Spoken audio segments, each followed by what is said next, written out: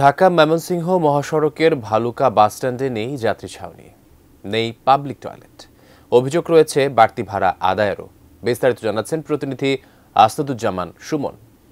ময়মনসিংহ মহাসড়কে পরিবহনের কথা বলতে গেলে আসলে এক ধরনের বিশৃঙ্খল পরিবেশের কথা বলতে হয়। পরিবহন সেক্টরে আসলে কোথাও কোনো শৃঙ্খলা নাই।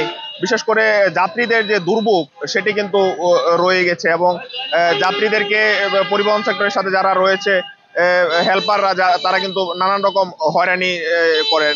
যাত্রী বাসে বলে যে সিট আছে বলে যাত্রীদের উঠিয়ে দাঁড়া করে নিয়ে গন্তব্যস্থানে নিয়ে যে বসার যে ভাড়া সেই ভাড়াই কিন্তু আদায় করার অভিযোগ রয়েছে।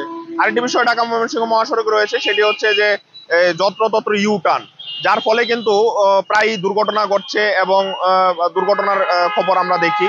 মহাসড়কে হরদম কিন্তু অবৈধ যে যানবাহনগুলো রয়েছে, বিশেষ করে থ্রি হুইলার, সেগুলো কিন্তু চলছে। বিশেষ করে ত্রিশাল অংশে কিন্তু এটি যেন একটি নিয়মে পরিণত হয়ে গেছে যে থ্রি হুইলার চলার বিষয়টি। তো এই বিষয়ে যারা সচেতন নাগরিক রয়েছে তারা বলছেন যে প্রশাসনের দায়িত্বে যারা রয়েছেন তারা যেন আরো কঠোর হয়ে যেন এই মহাসড়কের যে অবৈধ যানবাহনগুলো রয়েছে সেগুলো থেকে যেন মানুষকে মুক্ত করে।